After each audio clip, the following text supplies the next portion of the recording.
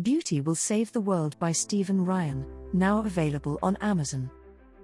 On September 19, 2024, the Vatican shocked the world, especially the Catholic community, by announcing that the devotion to the Queen of Peace at Medjugorje has been officially approved. This devotion received the highest Vatican designation, marked by an official Nihil Obstat blessing.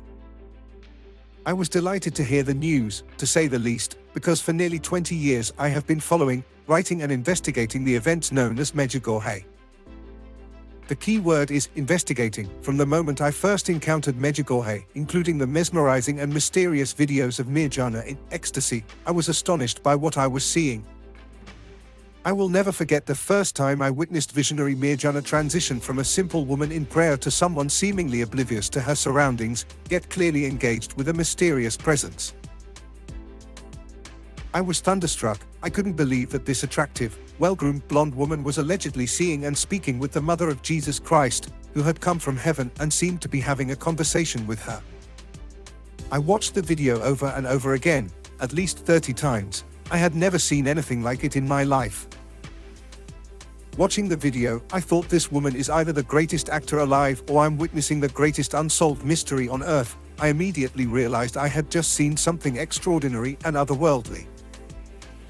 And that's how my journey started. I simply wanted to get to the bottom of what I had just seen. It was fascinating to me and I couldn't let go of it. So I began my investigation and launched Mystic Post. Importantly, my journey also led me back into the Catholic Church. As my writings gained attention among Catholic pundits, I discovered that many prominent Catholic writers felt it was their duty to protect the Catholic flock from the alleged apparitions at Medjugorje. The vast majority of journalists at mainstream Catholic news outlets were skeptical of any positive claims taking place there and saw it as their responsibility to inform their audience of this skepticism. I reached out to many of these writers seeking to determine if they knew something I didn't, but quickly I discovered these reporters and journalists had no interest in independently investigating the events taking place at Medjugorje. All I heard from these folks was, it was a fraud, a hoax, the bishop has condemned, nothing to see here. I was dumbfounded. Virtually everything the reporters wrote was either false or unproven. A few times, a reporter would actually answer my phone calls, but they weren't interested in a conversation or listening to my perspective. Instead, they would lecture me and then hang up.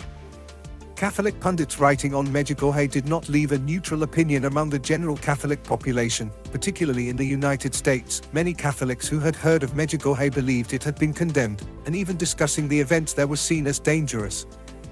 Mainstream Catholic media caused significant harm to the Catholic faithful with their superficial reporting on Medjugorje. Beyond a quick Google search, there has been no serious investigation. It cannot be overstated, the Vatican's positive progress on Medjugorje is largely due to the overwhelming spiritual fruits it has produced. Vocations, conversions, and deepened faith are hallmarks of the Medjugorje experience. The cost of poor journalism by many in Catholic media has been significant. The positive spiritual fruits were evident to all but the groupthink among Catholic writers, which forced them to circle the wagons and condemn Medjugorje as a source of spiritual corruption. Think about that for a moment. Our esteemed Catholic reporters and journalists at the big Catholic media companies not only ignored a hugely interesting news story, but they got the story completely wrong and for good measure robbed countless people of the joy of experiencing a rich and beautiful relationship with the Queen of Peace. The steadfast writers in mainstream Catholic media remain reluctant to issue an apology to their audience. They continue to publish headlines such as "Vatican cautiously approves devotion, tentatively approves," and "positive fruits, but not supernatural," perpetuating a negative narrative. Yet, here we are. In a way, we are still at the same place we were 20 years ago. Even with the historic approval of the devotion to the Queen of Peace, Catholic writers still struggle to ask themselves the simple fundamental questions: where do the messages of Medjugorje originate, and how did 6 children create one of the most spiritual and genuine Catholic places on earth?